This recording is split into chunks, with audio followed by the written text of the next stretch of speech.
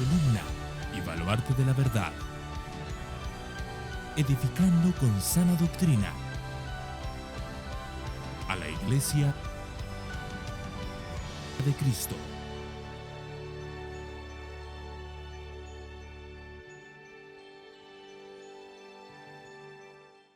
Hoy trataremos el tema del pecado, la importancia del pecado en la vida del creyente, saber qué es el pecado, saber cómo ha afectado el pecado al hombre, a la historia de la humanidad. Hoy daremos un viaje alrededor del pecado, pero eso no significa que el texto estará dando ese viaje. Lo voy a dar yo, porque creo que es conveniente para la iglesia, pero el texto es muy sencillo. El texto es muy sencillo. Vamos a ver entonces lo que dice el versículo 8, luego vamos a ver lo que dice el versículo 10, y luego vamos a tratar cosas que sí las vamos a sacar a partir de ahí, pero no están realmente dentro de ese texto. Nosotros viajaremos en ellas, pero el texto es sencillo. Versículo 8 dice así: si decimos que no tenemos pecado, nos engañamos a nosotros mismos y la verdad no está en nosotros. Ya está. Este versículo tiene 3 puntos. 3 puntos. Tú puedes dividir la frase en 3 secciones. Sección número 1, ¿cuál es? No, la primera frase. Si decimos que no tenemos pecado. Esa es la idea. Juan quiere plantearnos una situación. Juan plantea la situación de alguien que viene y dice: yo no tengo pecado. Esa es la idea de Juan. En el texto es esa. Y ahí Juan dice qué pasa con esas personas. ¿Cuál es la segunda idea? La segunda idea no es esa. Se están engañando a sí mismos.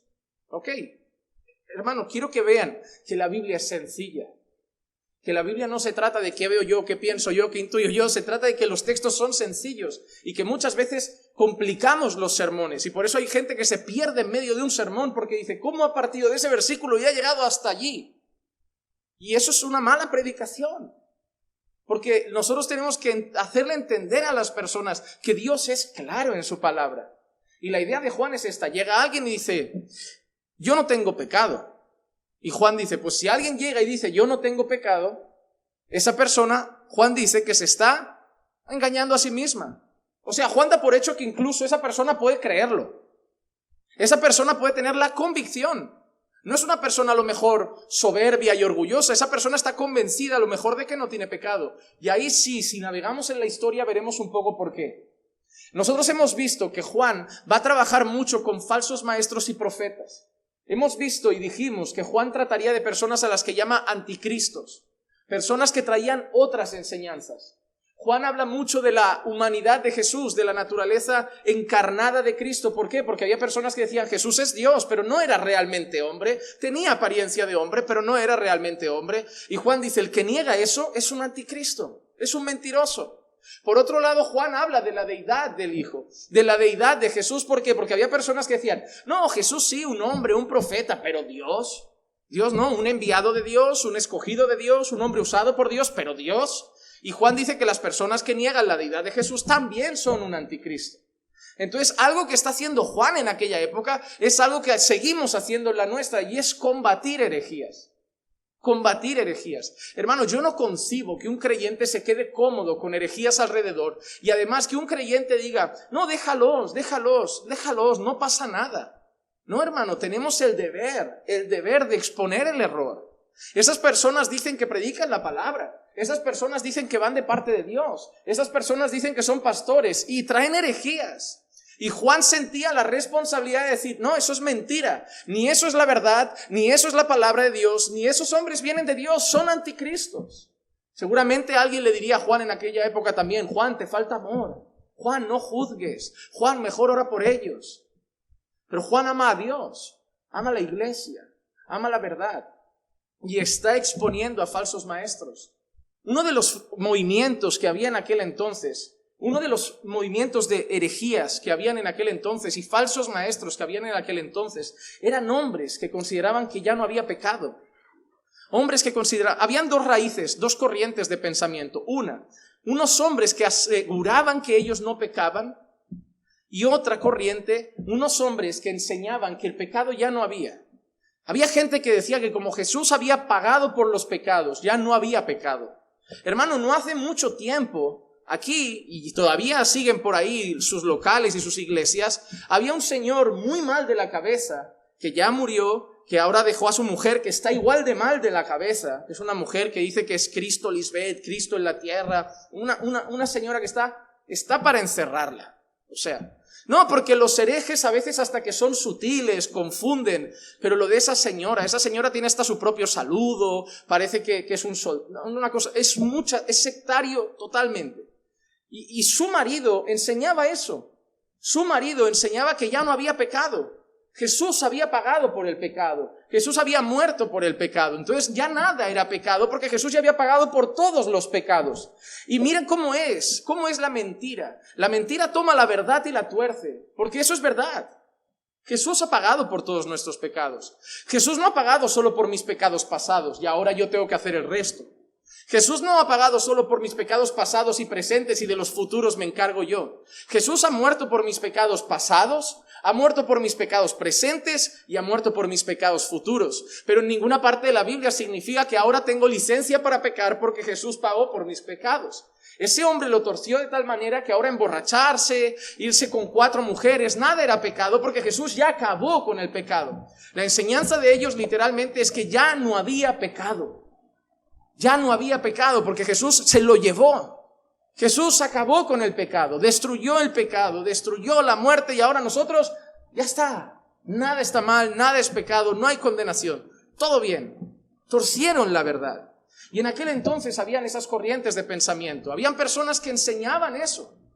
Enseñaban que ya está, no pasa nada. Pequemos, que no hay problema, Jesús pagó. Y otras personas que llegaban al nivel de decir que ellos no pecaban. Que ellos no pecaban. Probablemente si le preguntaras a un fariseo de la época te lo diría. Probablemente te diría, o ese fariseo que sube en aquella escena a orar al lado de un publicano. El fariseo, ¿cómo ora? Yo hago mis oraciones, yo doy mis diezmos, yo no soy como ese publicano, como ese recaudador de impuestos. Probablemente si tú le preguntaras a ese fariseo, ¿tú tienes pecado? Él diría, yo soy un santo varón de Dios. Entonces habían 2 corrientes, unos hombres que aseguraban que ellos no pecaban y otras personas que aseguraban que ya no había literalmente pecado. Entonces Juan, queriendo atacar a falsos maestros, queriendo atacar falsos profetas, queriendo atacar herejías, Juan dice, si alguien llega y dice, yo no tengo pecado, sabed que esa persona se engaña a sí misma. ¿Y por qué es una persona que se engaña a sí misma? ¿Por qué no es una persona que a lo mejor es un falso maestro? ¿Por qué? Los falsos maestros tienen sus seguidores.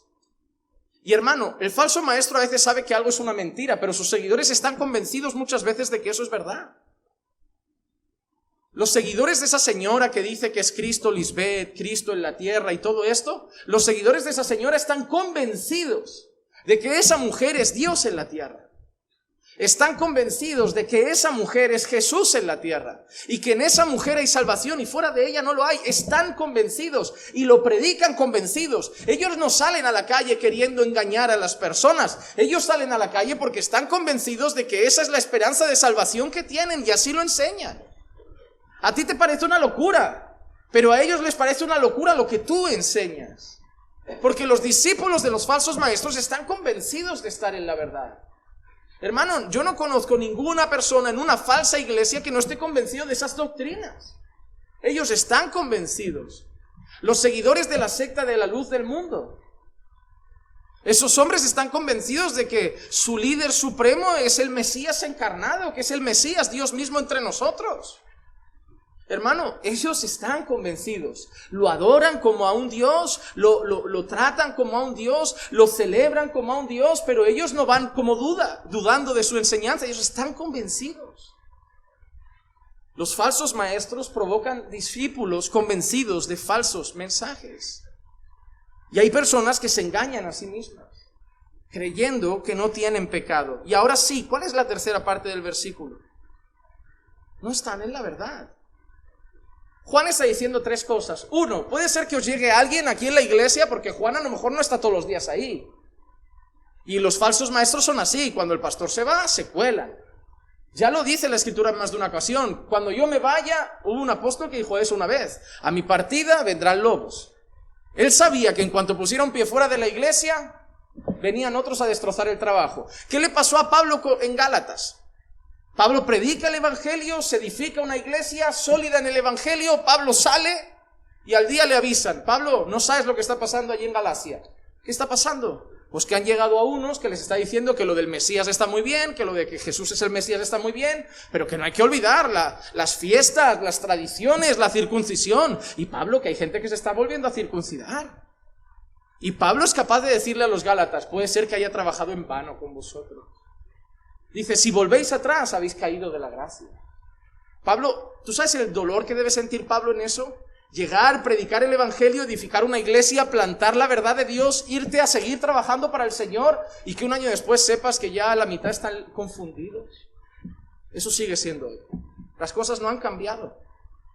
Y ahora es más peligroso, porque yo estoy aquí, pero yo no sé lo que se ve en YouTube, yo no sé lo que se ve cada uno en casa. Y puede ser que algunos estén alimentando de vete a saber tú qué predicador, que van a lo mejor contrarios a la verdad. Y uno, al final, se lleva sorpresas. Pero esos son los 3 puntos de Juan. Si viene alguien y os dice: yo no tengo pecado, debéis saber 2 cosas: que esa persona se está engañando, y la segunda, que esa persona no está en la verdad. No está en la verdad. Juan les está diciendo la verdad. Juan ya les había dicho lo que hemos oído, lo que hemos visto, lo que hemos palpado, eso os anunciamos. Juan sí está en la verdad. Juan sí les ha enseñado la verdad. Juan sí les habla la verdad. Y Juan les dice claro: si alguien viene y dice que no tiene pecado, se está engañando a sí mismo y no está en la verdad. Así que, conclusión número 1 de este versículo: las personas que creen que no pecan o no tienen pecado, no están en la verdad de Dios. No hay más. O sea, la enseñanza del versículo es esa. La enseñanza del versículo es esa. Obviamente obtenemos una enseñanza paralela, porque todo lo que tiene un no, tiene un contraste en un sí. Si yo digo que no tengo pecado y eso significa que me engaño y no estoy en la verdad, entonces si le doy la vuelta a la historia, ¿qué pasa? Si estoy en la verdad, tengo que asumir que soy un pecador. Normalmente la Biblia funciona de esa manera. Cuando algo dice que es mentira, en sentido negativo, si le das la vuelta a la historia, tienes la verdad. Si alguien dice que no tiene pecado, se engaña a sí mismo y no está en la verdad. Pero si alguien dice: yo soy un pecador, esa persona sabe lo que dice y sí está en la verdad. De ahí obtenemos enseñanzas: que somos pecadores, que esa es una verdad de Dios. ¿Qué dice el versículo 10? Vamos a usar el mismo sistema. El mismo sistema. Los jueves los usaré para que aprendamos a leer la Biblia sencillo. Sencillo. El versículo 10 dice: si decimos que no hemos pecado, le hacemos a él mentiroso y su palabra no está en nosotros. Vamos a ver una pequeña diferencia que a veces lo pasamos por alto. ¿Qué palabra utiliza después del no en el versículo 8? Hemos pecado. No, tenemos pecado. ¿Qué palabra utiliza en el versículo 10? No utilizan la misma, ¿verdad? Hay una pequeña diferencia. En una dice no tenemos pecado y en otra dice no hemos pecado. Una está asegurando que no hay pecado en él, en su naturaleza, en su persona, en su vida, en su carne, en él no hay pecado.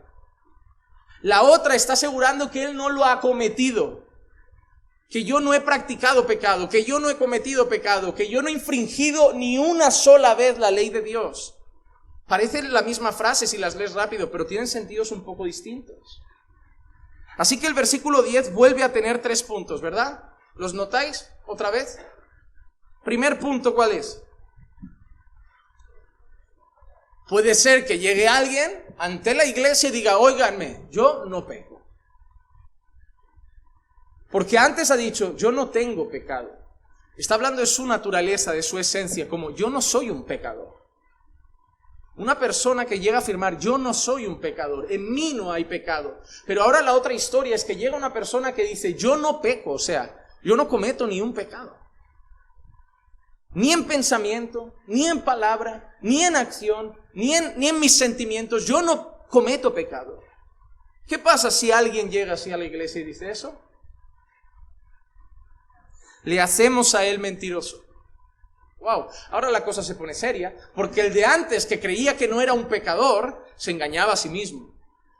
Pero el que dice que no comete pecado, ¿a quién está llamando mentiroso? A Dios. Y si tú estás llamando a Dios mentiroso, mira qué dice la tercera parte. ¿Qué dice? Y su palabra no está en nosotros. ¿Por qué? Si yo llamo a Dios mentiroso porque digo que yo no peco, significa que Dios ha afirmado otra cosa, ¿no? Es decir, si tú me dices, hoy llueve, y yo te digo, no, hoy sale el sol, te estoy llamando mentiroso porque yo estoy afirmando lo contrario a lo que tú has afirmado. Te llamo mentiroso porque estoy diciendo que tu afirmación no es verdad. Por lo tanto, si yo digo que yo no peco y llamo a Dios mentiroso y su palabra no está en él, es que la palabra de Dios afirma que yo sí peco. Eso es lo que dicen nuestros versículos de hoy, ¿no? Eso es lo que dicen los versículos de hoy. Voy rápido a esto. ¿Que solo Dios es la verdad? Sí lo sé, pero la realidad es que el texto no decía eso. Porque había gente, está hablando de alguna persona que puede mentir, no que todos se están mintiendo. Así que esto realmente no parte del texto. Por ejemplo, lo de andar en la luz está muy relacionado con lo que vimos la semana pasada, pero no está relacionado con estos dos versículos. La negación del pecado, sí, porque tenemos en la escena a alguien que niega tener pecado o que niega haber cometido pecado. ¿Que todos somos pecadores? Sí. ¿Por qué? Porque el que dice que no peca se engaña. El que dice que no comete pecado o no es pecador se engaña o afirma que Dios está mintiendo. Por lo tanto, hay una obviedad ahí, es que todos pecan. Todos son pecadores. Si decimos que no tenemos pecado, mentimos. Eso era una frase del texto. A veces ustedes quieren decir algo que pueda decir el texto con sus propias palabras, pero era tan sencillo como eso, mencionar los puntos del texto. Orgullo, pues puede ser que esté implícito, porque si una persona afirma que no peca, probablemente sea fruto del orgullo, como cualquier otro pecado, porque yo estoy convencido, como un buen teólogo dijo una vez, que la madre de todos los pecados es el orgullo, que es el punto de partida a cualquier otro pecado. Es que tú te paras a analizar cualquier otro pecado y detrás hay raíz de orgullo. Siempre. Así podemos seguir. ¿Hay pecado remanente? Claro. Porque si decimos que tenemos pecado, estamos afirmando que hay pecado en nosotros. Hay un pecado remanente del que vamos a hablar ahora. Que el pecado trae tristeza. Eso es una realidad que sabemos, pero no está en el texto. Claro que el pecado trae tristeza, pero eso no es del todo cierto. Porque yo no veo a esa gente ahí fuera triste. ¿O tú los ves tristes? Tú, si te ponen a ti un vídeo de una discoteca a las 11 de la noche, los ves tristes. Hermano, tú no puedes decirle a la gente que el pecado los va a dejar tristes. Hermano, no vendas el pecado como algo que los va a entristecer. Porque entonces van a sentir que les mientes. Ellos se lo pasan muy bien cuando están en la discoteca. Ellos se lo pasan muy bien cuando se emborrachan. Ellos se los pasan muy bien cuando están en su inmoralidad sexual. Ellos se lo pasan muy bien cuando están viendo pornografía. No les digas que el pecado, es que el diablo te presenta el pecado como si fuera algo agradable, pero luego detrás. ¿Por qué, hermano? El pecado no lo tienes que poner como si fuera algo malo para ellos. Están pecando contra Dios. Tú no tienes que decirles el pecado te deja triste, tú tienes que decirle el pecado te manda al infierno. Te puedes ir feliz, te puedes ir alegre, pero vas a arder en el infierno porque el pecado es infracción de la ley de Dios. Tú no puedes intentar convencerles de que el pecado no les conviene porque Dios tiene algo que les va a hacer más feliz. No quieras convencer a la gente a venir a Cristo en busca de una felicidad mayor, de un gozo mayor. Tienen que venir a Cristo en busca de salvación y luego ya encontrarán una paz que sobrepasa todo entendimiento. La gente ofrece los beneficios de Cristo antes de ofrecer salvación. Les dicen a la gente, ven que encontrarás paz, ven que encontrarás gozo. Tienen que venir arrepentidos, luego ya eso lo hará el Señor. Porque yo os veo a vosotros, conozco vuestras vidas y veo que tenéis momentos de tristeza, momentos de bajón espiritual. ¿Cómo le vendéis a la gente algo que vosotros muchas veces en vuestra vida ni vivís?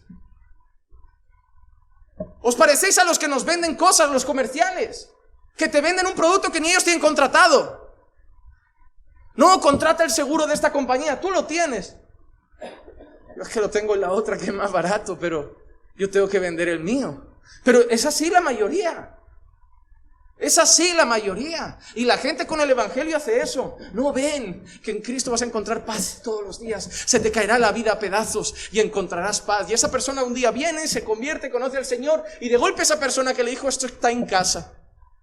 Hermano, ¿por qué no vienes a la iglesia? Es que estoy triste. Digo, tú no eres el que me dijo aquello de la paz. ¿Qué teníais? Un formulario para vender el producto evangélico. No, hermano, predicamos a Cristo para arrepentimiento. Predicamos a Cristo para salvación. Predicamos a Cristo. El mensaje que Pablo predicaba era Cristo y Cristo crucificado. No vengo a llenar el vacío de vuestros corazones. Y el mensaje que Pablo predicaba era este: reconciliaos con Dios. Estáis enemistados con Dios. Vais a arder bajo la mano de la ira de Dios. Ah, ya te has salvado, pues ahora deja que te cuente otra cosa. En Cristo vas a encontrar gozo, en Cristo vas a encontrar paz. Pero como el arrepentimiento suena fuerte, vamos a ofrecer primero lo bonito, para no decir esto de que niégate a ti mismo, toma tu cruz, es que eso está pesado. Eso no vende, eso no tiene gancho. Pero es que, hermanos, cuando tú cambias el mensaje porque crees que tú vas a llevar es más suave y mejor, estás negando la cosa más importante que hay en la predicación. ¿Y sabes cuál es la cosa más importante de la predicación? La obra del Espíritu Santo. Y el Espíritu Santo no necesita que suavices nada. Porque aquí ha llegado gente a esta iglesia que le han dado martillazos con la palabra de Dios en el corazón y se han arrepentido de sus pecados. Porque cuando el Espíritu Santo obra, no necesita que le ayudéis. El mensaje de Juan era arrepentíos y convertíos. Raza de víboras, ¿quién os ha enseñado a huir de la ira venidera? Y había arrepentimiento. Cuando el Espíritu Santo obra, hermano, no le tenéis que echar una mano a Dios. Él rompe los corazones. Él los rompe. Yo creo que creemos poco en el poder de Dios y por eso creemos nosotros hacer una parte del trabajo mejor. No, Señor, yo suavizo esto, que esta parte es medio amarga, y así no se va a arrepentir nadie. Así nadie va a venir a la iglesia. La cuestión no es que vengan, la cuestión es si se han arrepentido o han venido por otra cosa. Porque si no, los vas a tener aquí un año, van a parecer creyentes, van a cantar un año, van a hacer algún año, pero como no hubo conversión, porque no hubo arrepentimiento, los vas a llamar al año desviados y ni creyentes fueron. No, hermano. Pero también te digo una cosa, el que llega aquí arrepentido de sus pecados, convencido de la fe en Cristo, este ya no sale. Pero el que llega buscando paz, alegría y solución de problemas, ese dura un tiempo. Ese dura un tiempo. Así que, hermanos, esta es nuestra realidad. ¿Qué más hemos dicho? Engañarse a uno mismo. Muy bien, esto estaba en el texto. Lo de no reconocieron la luz, esto no estaba en nuestro texto. En el otro lado sí, hemos hablado de la luz. Dios es luz, no hay tinieblas en él. Y sí, hemos tocado textos pero paralelos, ni siquiera ahí. De la luz vino al mundo, pero el mundo amó más las tinieblas. Pero eso no estaba en nuestro texto. Estar en tinieblas si la palabra no está en nosotros. Son relaciones que podemos hacer, pero no es la idea del texto. La idea de nuestro texto hoy es esa. Nadie está limpio de pecado. Y digo limpio en un sentido libre totalmente de cometer un pecado. Y ahora vamos a hablar de eso. Todos tenemos pecado. Todos cometemos pecado. Juan nos va a enseñar más adelante que no todos practican el pecado. Juan ahora afirma algo. Según Dios, todos pecan. Según Dios, todos son pecadores. Pero más adelante Juan va a afirmar, pero no todos practican el pecado, porque el que practica el pecado es del diablo. Por eso tenemos que entender algo. La Biblia no son trozos separados. Para entender bien Primera de Juan, vamos a tener que recordar cada clase todo lo que Juan ha ido diciendo para luego unirlo y entenderlo. Ah, pero Juan dice que todos pecan. ¿Y por qué ahí adelante va a decir Juan, el que está la raíz de Dios en él no peca? Pero Juan, tú acabas de decir antes que si viene alguien y dice que no tiene pecado, que es un mentiroso, que se engaña a sí mismo. Y ahora tú dices, el que tiene la raíz de Dios en él no peca, porque la raíz de Dios está en él y no puede pecar. Juan, ¿te contradices? No, las palabras y el sentido no tienen lo mismo, porque en el contexto en que Juan va a decir eso, luego va a decir el que practica el pecado es del diablo. Lo que Juan va a hacer en su carta es una diferenciación muy grande entre el pecado y la práctica del pecado. Y Juan va a dejar muy claro que ningún creyente es libre completamente del pecado en un sentido de caer en él. Somos libres en el sentido de que ya no somos esclavos. Pero mientras estemos en este cuerpo, seremos como Pablo en Romanos 7. Lo que quiero hacer no lo hago, y lo que no quiero hacer lo acabo haciendo. Miserable de mí, ¿quién me librará de este cuerpo de muerte? Pero Pablo sabe en ese mismo texto, pero gracias a Dios por Jesucristo. Porque Pablo sabe dónde está la victoria contra el pecado, y está en Jesús. Vamos a ver entonces hoy algunas cosas sobre el pecado. Vamos a hablar de eso. Entonces, Juan está combatiendo una enseñanza falsa y una herejía, falsos maestros que afirmaban o bien que ellos no pecaban, o bien que ya no había pecado. Y hermano, déjame decirte una cosa. Todo predicador, todo pastor que tú llegues a escuchar y conocer, que tome el pecado con ligereza, no viene de Dios. No viene de Dios. Hermano, si tú vas a una iglesia y dices, es que en esta iglesia se habla mucho de pecado, es buena señal. Es buena señal. Y te digo por qué es buena señal. Número uno, porque ¿por qué murió Cristo? Hay que hablar de pecado, porque Cristo murió por nuestros pecados. Número dos, ¿qué es lo que más odia a Dios del mundo? Hay que hablar de pecado, porque no queremos ofender a Dios, ¿verdad? Y es lo que más odia. Y número tres, hay que hablar de pecado porque ¿cuál es tu mayor lucha? Tu pecado. Dime si no es necesario hablar y hablar de pecado en la iglesia. ¿Quieres ofender a Dios? ¿Verdad que no? Hay que hablar de pecado para no ofenderle. ¿Queremos recordar a nuestro Salvador? Sí, hay que recordar por qué murió. No murió por nuestros sueños, murió por nuestros pecados. Y número tres, ¿qué es lo que destruye tu matrimonio? ¿Qué es lo que te mantiene enemistado con personas? ¿Qué es lo que hace que no crezcas en santidad? ¿Qué es lo que hace que ofendas a Dios muchas veces en tu vida y tengas que ir humillado a pedir perdón? Pues hermano, una iglesia que se centra en predicar sobre el pecado, alertar sobre el pecado, luchar contra el pecado, es una iglesia buena. Es una iglesia fiel a la palabra, porque el pecado es céntrico en las Escrituras. Y la marca de un hereje, la marca de un mal pastor, la marca de un falso pastor, es tratar el pecado con ligereza. Y hay un montón de iglesias hoy que hacen eso. Mira lo que dice Judas 1:4. Pues algunos hombres se han infiltrado encubiertamente. ¿Algunos hombres que han hecho? Se han infiltrado. ¿Dónde creen que se han infiltrado? En la iglesia. Se han infiltrado. ¿Saben qué significa? ¿De dónde están? ¿Dentro o fuera? Están dentro, ¿eh? ¿Saben qué significa? Se llaman pastor, se llaman maestro, se llaman evangelista. Y mira qué dice. Los cuales desde mucho antes estaban marcados para esta condenación. A Dios no le engañan, porque Dios ya los tiene preparados para su lugar. Pero mira qué dice ahora. Impíos, no son siervos de Dios. Se han encubierto, se han disfrazado. Como muchas veces dice la palabra, lobos vestidos de oveja. ¿No te acuerdas que la Biblia dice que hasta Satanás se disfraza de ángel de luz? Entonces, pero ellos son impíos. Van con traje de pastor, van con corbata de pastor, tienen el lenguaje del pastor, pero son impíos que se han introducido encubiertamente. ¿Y cuál es su marca? Que convierten la gracia de nuestro Dios en libertinaje y que niegan a nuestro único soberano y Señor Jesucristo. ¿Cuál es su marca? Convierten la gracia de Dios en... ¿O no conoces personas que te dicen a todo, eso no pasa nada, eso no pasa nada, eso no pasa nada?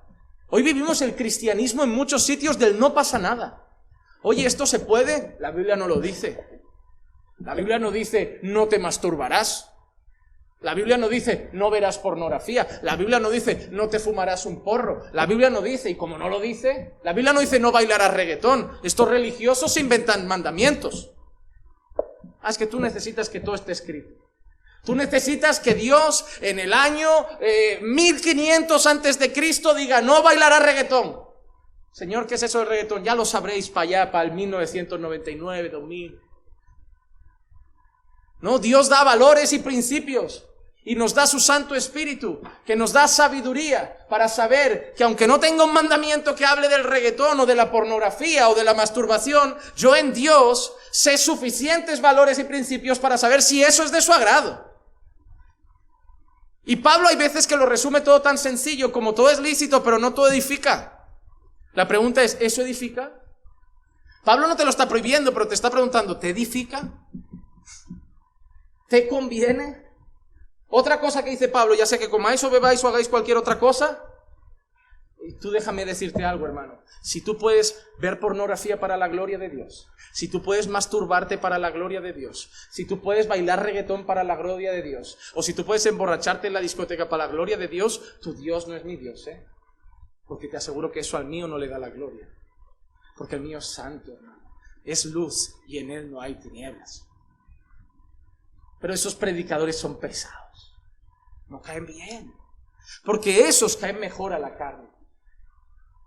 Esos que llegan al púlpito de golpe con pantalón corto, sandalias, rastas, dilataciones y te sueltan frases que la verdad son verdad, ¿no? Como, ¿acaso yo predico con traje? ¿Acaso el traje predica por mí? ¿Acaso la corbata predica por mí? ¿Acaso mi ropa predica? Y te empiezan a decir, y tú, claro, si lo que predica es la boca, ¿qué más da la ropa? ¿Qué más da esto? Hermano, esos son vanas sutilezas. Son huecas filosofías que quieren que dejemos de ver la imagen. Hermano, toda la vida de Dios. Cuando tú mirabas antiguamente la palabra soy pastor, te imaginabas a un señor formal, serio, respetable, de buen testimonio, de buena familia, de buena conducta, que no habla palabras malsonantes inapropiadas y un montón de cosas más. Lo dabas por hecho. Lo dabas por hecho. Pero están llegando todos estos impíos encubiertos que están volviendo la gracia de Dios en libertinaje. No te estoy diciendo que te pongas traje y corbata todos los días, pero Dios ha dado valores. Dios ha dado principios y los debemos considerar.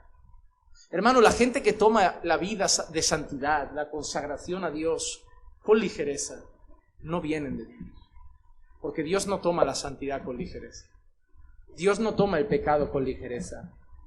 Si tú, un hermano, viene y te dice, hermano, he caído en esto, en inmoralidad, he caído en esto, he engañado a mi esposa, y tú eres capaz de decirle a tu hermano, tranquilo hermano, no pasa nada, todos pecamos, tú no conoces a Dios.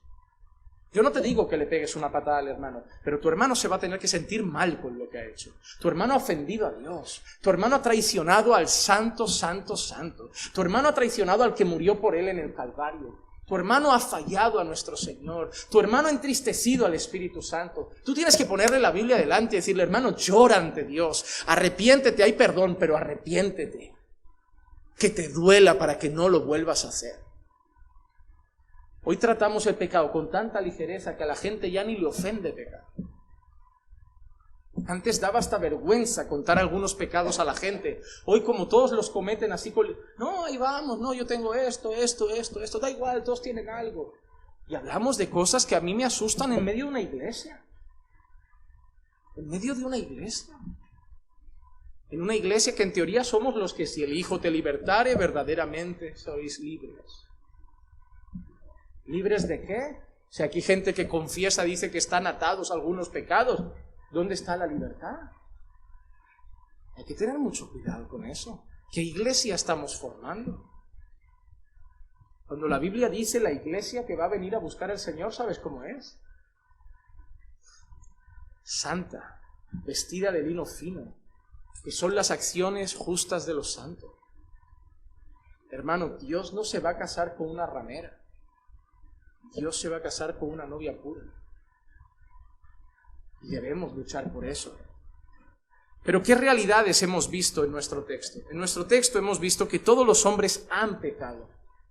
Todos los hombres han pecado. Hermano, yo quiero tratar varios textos rápidamente contigo que hablan exactamente lo mismo. Primero, por si los queréis apuntar, tened una larga lista de versículos que afirman eso. Primera de Reyes 8:46 dice: cuando pequen contra ti, y mira que pone, pues no hay hombre que no peque, y estés airado contra ellos y los entregues delante del enemigo, y estos los lleven cautivos a la tierra del enemigo, lejos o cerca. Pero mira la expresión, cuando pequen contra ti, da por hecho que van a pecar contra Dios. No si pecan contra ti, no, cuando pequen contra ti, y pone entre comillas, puesto que no hay hombre que no peque. No hay hombre que no peque. Mira que dice Job 15:14. ¿Qué es el hombre para que sea puro, o el nacido de mujer para que sea justo? Hermanos, son preguntas que llevan la respuesta implícita. El hombre ni es puro, ni es justo. Ni es puro, ni es justo. A veces vas a encontrar a Dios hablando de ciertos hombres de manera que parece que los llama justos, como el caso de Job. Al principio del libro, cuando Dios describe a Job ante Satanás, parece que lo está describiendo como alguien justo, y realmente sería alguien temeroso de Dios, alguien íntegro. Pero justo, la palabra justo significa totalmente recto y sin pecado, sin fallo, sin error, sin mancha. Alguien que anda 100% plenamente con Dios. Y no hay nadie así en las Escrituras, porque la propia Biblia lo afirma con esas palabras: no hay nadie justo, ni siquiera uno. Mira qué más dice el Salmo 143:2. Y no entres en juicio con tu siervo, porque no es justo delante de ti ningún viviente. Mira qué expresión. No entres en juicio con tu siervo. Pero ¿por qué no voy a entrar en juicio contra ti? Porque no hay nadie justo. Yo te he fallado porque todos te fallamos. No, porque no es justo delante de ti ningún viviente. Más pasajes. Isaías 53:6. Todos nosotros nos descarriamos como ovejas, nos apartamos cada cual por su camino, pero el Señor hizo que cayera sobre él la iniquidad de todos nosotros. ¿Cuántos se descarriaron como ovejas? ¿Cuántos? ¿Cuántos se apartaron de su camino? Todos, absolutamente todos. Nadie ha sido fiel a Dios desde que nació hasta el final. Todos se han descarriado. No hay ni siquiera un justo, y no lo digo yo, lo dice la Escritura. Miren estos textos que son muy interesantes. Génesis 6:5. Y el Señor vio que era mucha la maldad de los hombres en la tierra, y que toda la intención de los pensamientos de su corazón era solo hacer siempre el mal. Eso era Sodoma y Gomorra, eso era antes. Eso es el hombre. Cuando Dios mira al hombre, no ve un poco de maldad, no ve mucha. Y no solo mucha maldad, sino que afirma que toda la intención de los pensamientos de su corazón era hacer el mal. A mí me hace gracia cuando alguien me dice: es que mi país es muy corrupto, este país es muy corrupto, aquel país es muy corrupto. Yo siempre pregunto lo mismo: dime uno que no lo sea. Dime uno que no lo sea. Mira, a veces la gente tiene la costumbre de creer que algunas culturas o países son de determinada manera.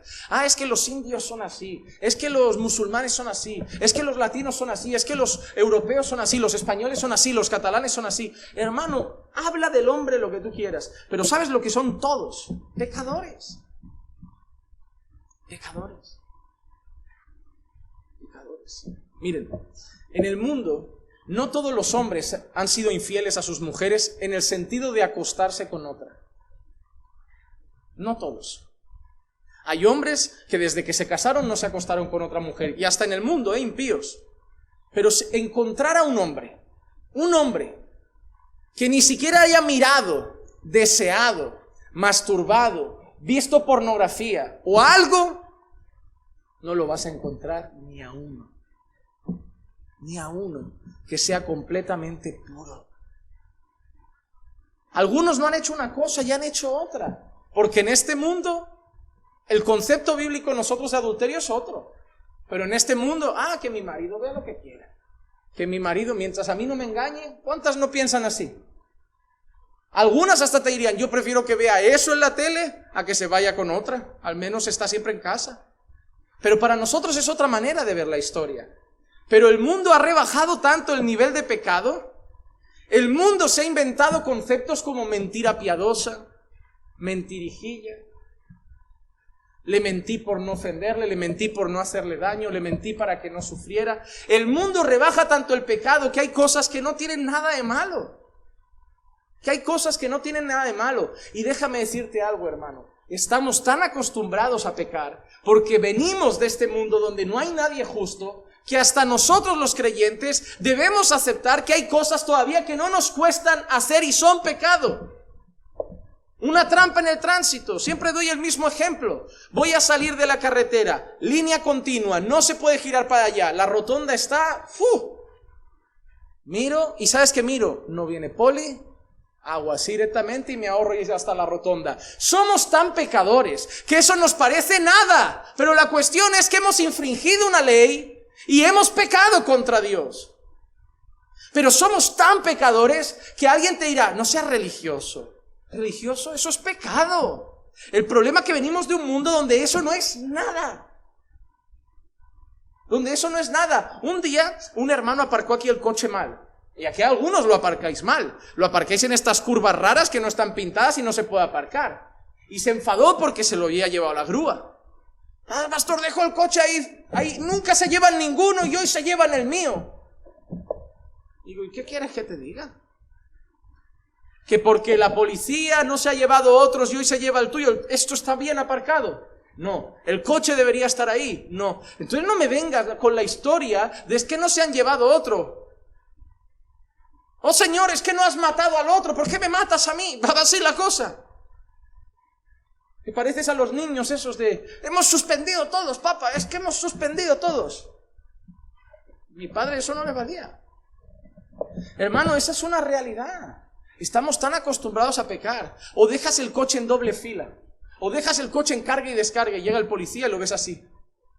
Pero lo he dejado 5 minutos. Estás cargando y descargando. Se puede estar ahí. Que no me vendas historias. Has cometido un pecado, da gracias a Dios que te está dando una lección, apréndela, paga la multa y cállate. Cállate. No seas como el mundo, que le parece todo poca cosa. ¿Sabes por qué el mundo ve todo poca cosa? Porque no cree en un Dios santo. Nosotros no podemos ver poca cosa. Hay gente que en el matrimonio discute feo y le va diciendo a la gente en la iglesia, todos se pelean, todos los matrimonios pueden tener diferencias, pero yo creo que hay cosas que no deberían estar en un matrimonio cristiano si somos hijos de Dios. Porque si la Biblia dice que no debemos gritar, usar palabras malsonantes, no importa lo que hagan todos los matrimonios, importa lo que yo tengo que ser como cristiano. Porque yo tengo una cosa, si nuestra vida no va a ser diferente, si nuestro matrimonio no va a ser diferente, si nosotros en el trabajo no vamos a ser diferente, si lo que nos gusta en la tele no va a ser diferente, si lo que oímos en la radio no va a ser diferente, si nuestra manera de hablar no va a ser diferente, hermanos, ¿qué estamos haciendo aquí? ¿A qué Dios servimos si seguimos siendo igual?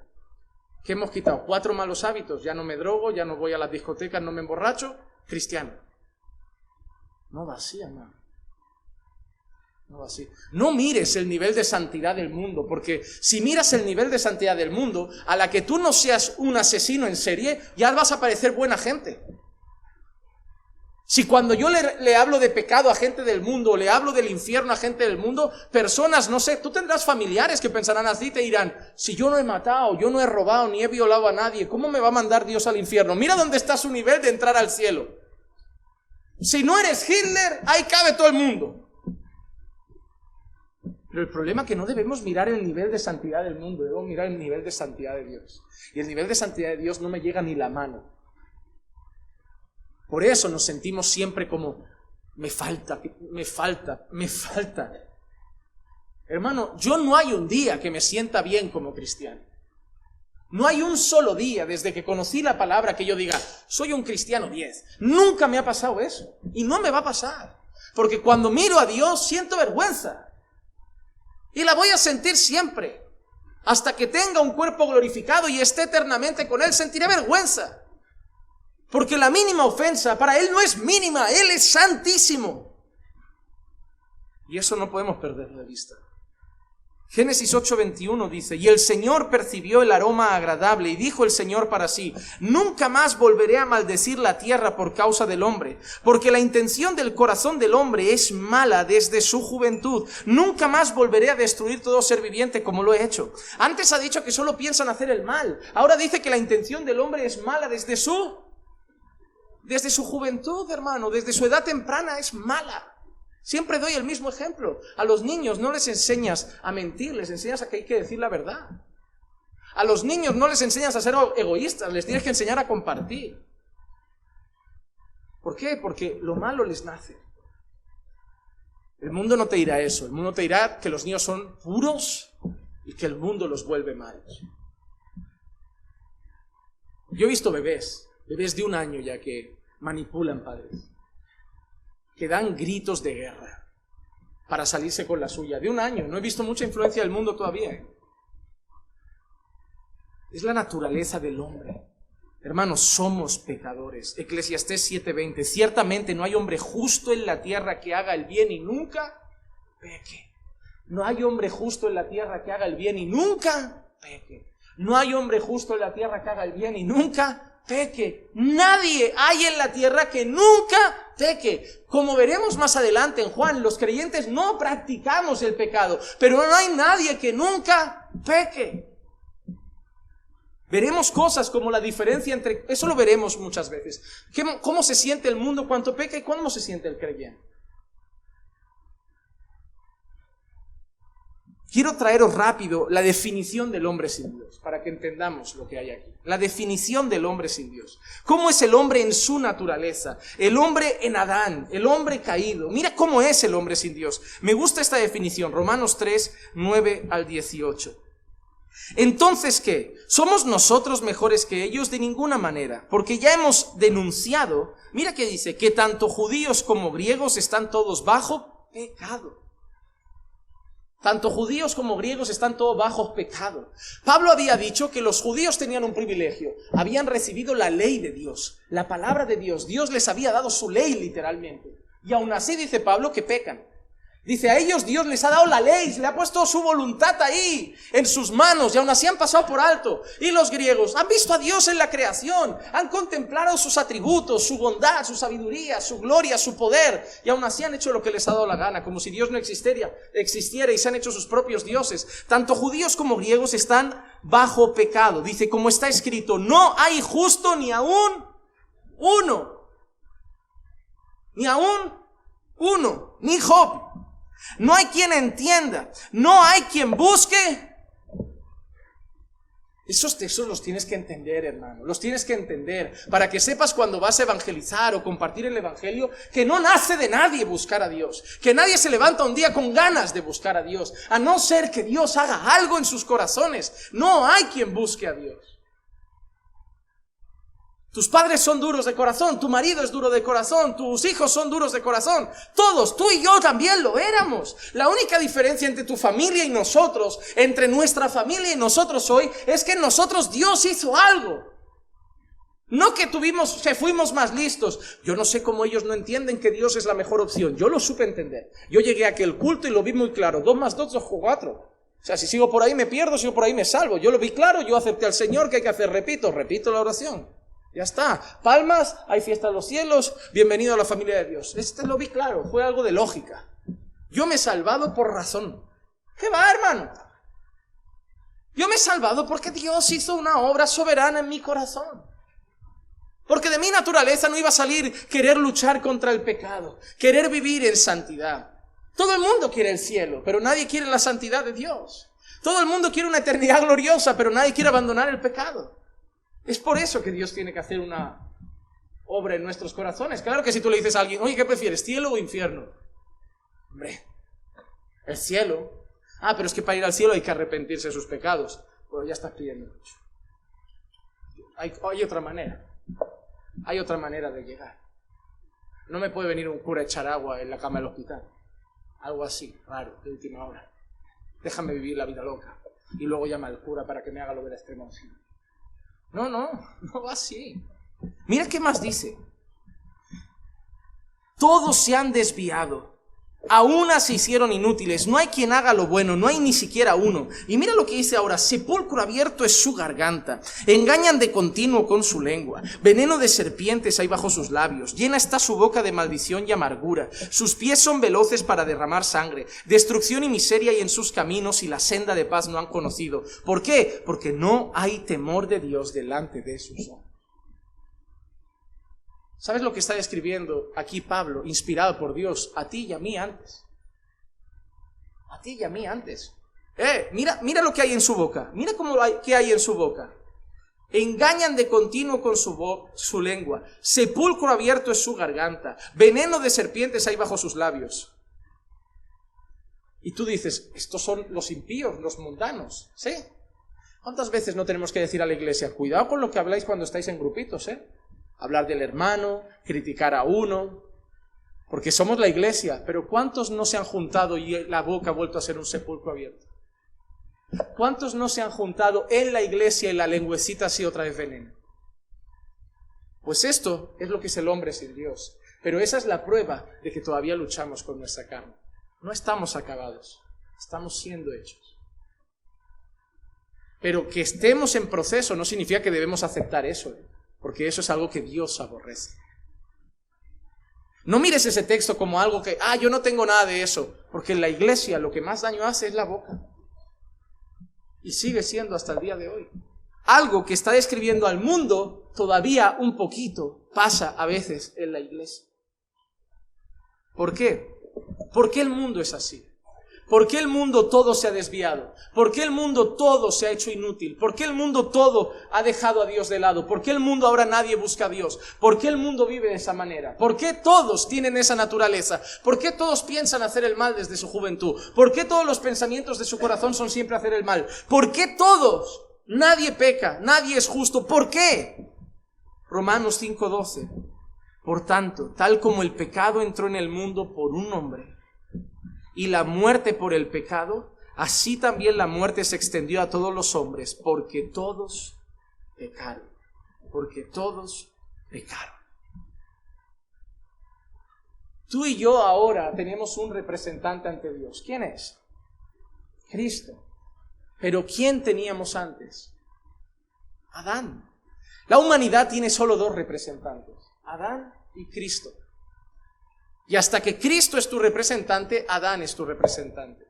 Solo que según Pablo, los que están en Adán tienen una cosa, que Adán, su representante, pecó y las consecuencias de su representante llegan a todos.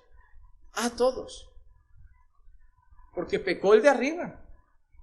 Tú y yo hemos obtenido redención, tú y yo hemos obtenido justificación, tú y yo hemos obtenido perdón, tú y yo hemos obtenido bendición de Dios. ¿Por qué? Porque ¿quién lo ganó? Nuestro representante. Mira qué maravilloso. Tú no te has ganado nada. Tu representante lo ganó. En Adán, lo que él se ganó para nosotros fue muerte, pecado, miseria, condenación. Pero ahora en Cristo, nuestro representante ganó otra cosa. Salvación, redención, reconciliación, justificación. Todas las promesas de Dios, bendición, gloria eterna. Nosotros no, nuestro representante. Hermano, tú no te ganas nada. Tu representante define todo. Y en el mundo, uno pecó y la muerte llegó a todos por cuanto todos pecaron. Romanos 3:23 lo dice así: por cuanto todos pecaron y están destituidos de la gloria de Dios. Por eso el rey David, que conoce la condición del hombre, es capaz de decir esto en el Salmo 51:5. He aquí, yo nací en iniquidad y en pecado me concibió mi madre. Yo nací en iniquidad y en pecado me concibió. David es consciente de que ha fallado a Dios. Pero David es un hombre conforme al corazón de Dios. Pero David es consciente de que ha fallado a Dios. ¿Por qué? Porque David es consciente de su naturaleza.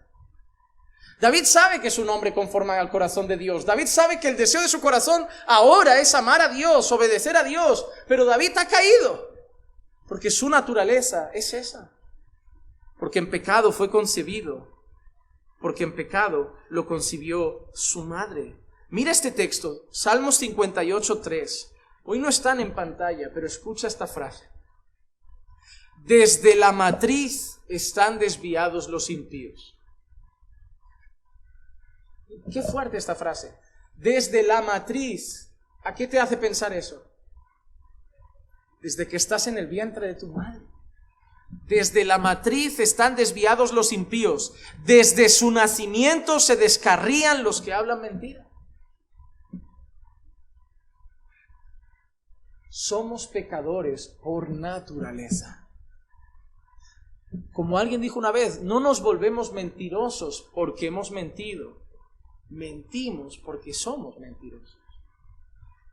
Hermano, la primera mentira no te volvió mentiroso. La primera mentira salió porque ya lo eras. Yo no me vuelvo un asesino cuando mato. No, tú matas porque ya lo has hecho antes en tu corazón. Del corazón salen los homicidios. Del corazón salen las guerras. Te voy a ser honesto. En el mundo, cuando yo estaba en el mundo, yo no sé si a ti te ha pasado, pero yo no he hecho más barbaridades solo por las consecuencias que podían tener. Pero no porque no pasaran por mi cabeza. No porque no pasaran por mi corazón. Hermano, yo en el mundo he tenido pensamientos súper perversos. De cosas que digo yo, ¿cómo puedo pensar esto? ¿Pero qué te frena? La cárcel, lo que puede pasar, si me pillan, si hago esto. ¿Cuántas veces en el mundo no pasaba por algún lado y decía, ¿y si me llevo esto? ¿Pero qué me frenaba? Si me cogen, la vergüenza, el de seguridad. Pero se te pasaba por la cabeza. ¿Sabes por qué? Porque el mal estaba en nosotros. Y yo doy gracias a Dios que, como dice su palabra, Dios puso las autoridades como una espada. Porque si no hubieran esas autoridades, hermanos, esto sería anarquía pura. Esto sería robos, violaciones. ¿Tú sabes lo que hay? Hermanos, te voy a decir una cosa y que Dios me perdone si me equivoco o mis ojos están como perdidos. Yo a veces voy en el coche ahora que conozco al Señor.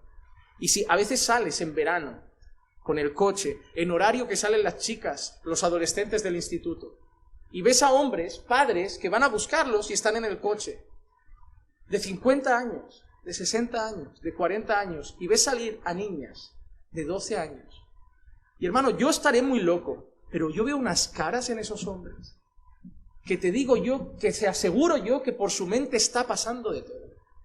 Te aseguro yo que por su mente está pasando, si yo no tengo mujer y esa niña quiere, yo hago algo.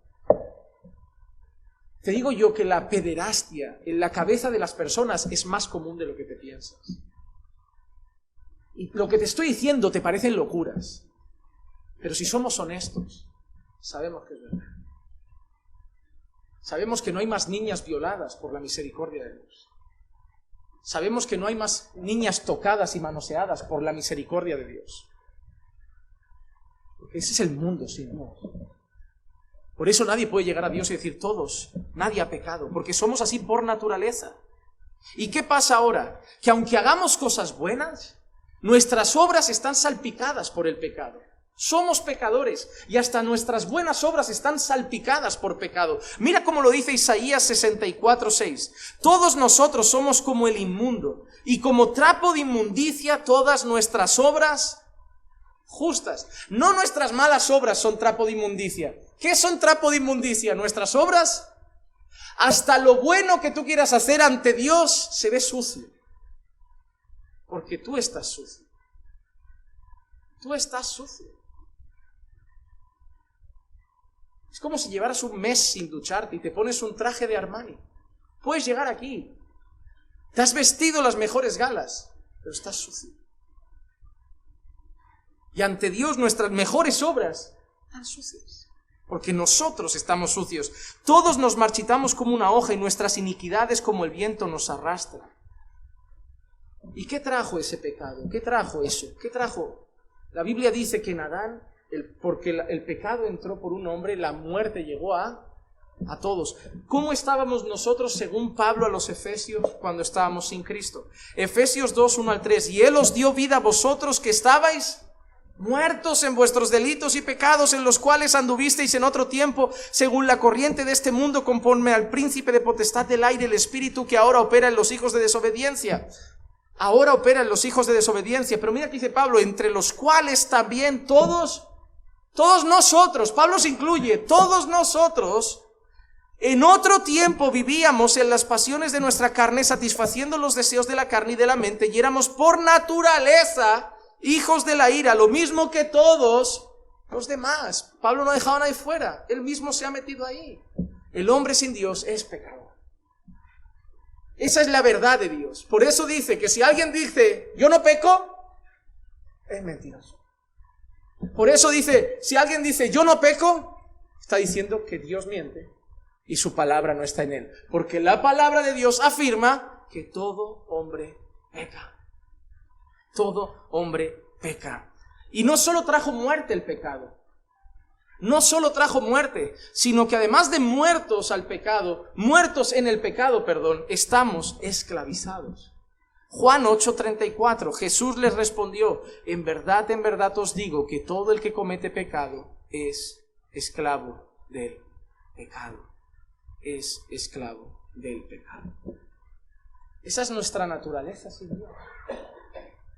Esa es nuestra naturaleza sin Dios. Muertos en delitos y pecados. Ojo, te voy a decir rápido algunas cosas que hemos visto. ¿Cuántos buscan a Dios? ¿Cuántos hay justos? ¿Cuántos se han descarriado? ¿Cuántos se han apartado de Dios? ¿Quiénes están muertos de ahí en el mundo? ¿Quiénes están esclavizados ahí en el mundo? Y ahora, ¿cómo le dices a la gente que es libre para elegir a Dios? Ahora, ¿cómo le dices a la gente? Yo te presento a Dios, pero tú eres libre de elegir. ¿Libre? Te pregunto, ¿cómo están? ¿Están muertos? ¿Un muerto elige algo? ¿Un esclavo elige algo? ¿No dijo el Señor, nadie viene a mí si el Padre no lo trae? ¿Quién es el que tiene el poder sobre la muerte y la vida? ¿Quién puede traer un muerto a vida? Si queremos que nuestra familia se convierta, no confiamos en su libertad de elección, confiamos en el Dios que puede dar vida. Te voy a decir una cosa, evangeliza, pero sobre todo ora. Evangeliza, pero ruega por esas almas. Porque si tú evangelizas y Dios no hace nada, es un muro de hormigón. Pero si Dios hace algo, hasta el mensaje evangelístico más simple rompe ese corazón. Porque no es nuestro mensaje, es la gracia de Dios. Y te digo una cosa, para que tengas esperanza en tu esposo, en tus hijos, en tu familia, no hay corazón duro que Dios no pueda doblar. Tú no estás aquí porque tenías un corazón más blando que tu marido. Tú no estás aquí porque tenías un corazón más blando que tus padres. Tú estás aquí por la gracia de Dios. Y confía que la misma gracia puede salvar mañana a otros. Es que son duros, rechazan a Dios. Los míos también, no quieren saber nada. Pero mientras veo que se despiertan por la mañana, sé que todavía pueden degustar un día la gracia de Dios. Yo tampoco quería nada. Es más, ni aun siendo creyente he sido tan bueno. Ni aun siendo creyente he sido tan bueno. Pero la misma gracia que me está cambiando y que empezó un día la obra en mí, puede empezarla en ellos.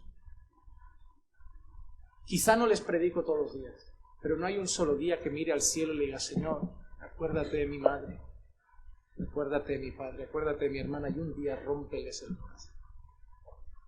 Rómpeles. Porque tú puedes hacerlo. Porque si lo hizo con nosotros, lo puede hacer con ellos. Pero ahora hay un pequeño problema. Cuando nosotros venimos a Cristo, nosotros tenemos lo que hemos llamado aquí el pecado remanente. ¿Qué significa? Cristo nos ha hecho libres, ¿verdad? Ya no estamos muertos, ahora estamos vivos. Ya no somos esclavos, ahora somos... Pero tenemos este cuerpo y aquí hay un problema. Lo que llamamos pecado remanente es el hecho de que sí, ya no practicamos el pecado porque somos libres, porque ahora lo aborrecemos, ya no nos sentimos a gusto con él porque amamos a Dios y Dios lo aborrece, y por lo tanto Dios nos ha dado un nuevo corazón, y ahora ese nuevo corazón ama lo que Dios ama y aborrece lo que Dios aborrece. Pero tenemos un problema en medio de la historia, y es que seguimos con esta naturaleza antigua que se ha convertido pero todavía tiene batallas. Y solo leeré un versículo porque no es el tema principal de hoy, otro día lo trataré más a fondo. Pero si no tuviéramos batallas, Pablo no diría, por ejemplo, Gálatas 5:16, digo pues, andad por el Espíritu y no cumpliréis el deseo de la carne. ¿A quién le dice eso Pablo? ¿A los mundanos o a los cristianos? ¿Y qué les dice a los cristianos? Andad en el Espíritu para no cumplir el deseo de la... Pablo le está diciendo, sois cristianos, pero tenéis carne todavía. Si no andáis en el Espíritu, vuestra carne al final va a tirar. Y para que no satisfagáis el deseo de la carne, solo hay una forma: andar en el Espíritu. Y eso te lo digo a ti hoy, hermano. Tu carne va a tirar.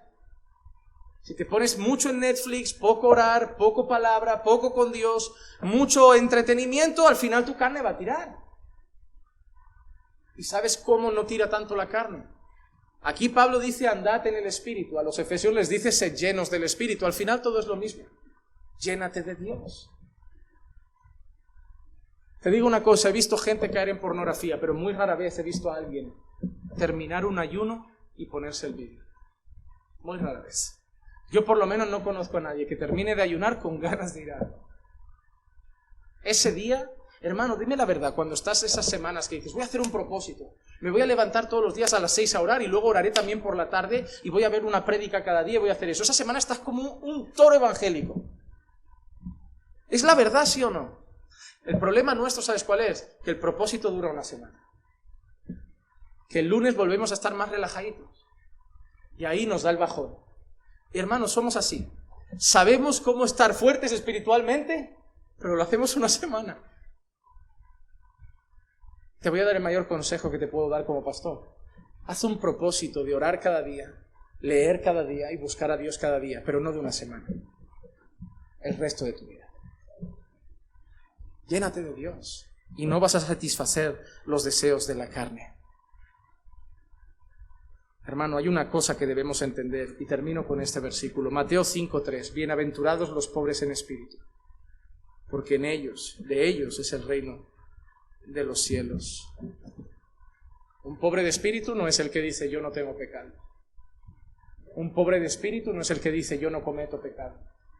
Un pobre de espíritu no es el que no tiene dinero, ya lo hemos explicado.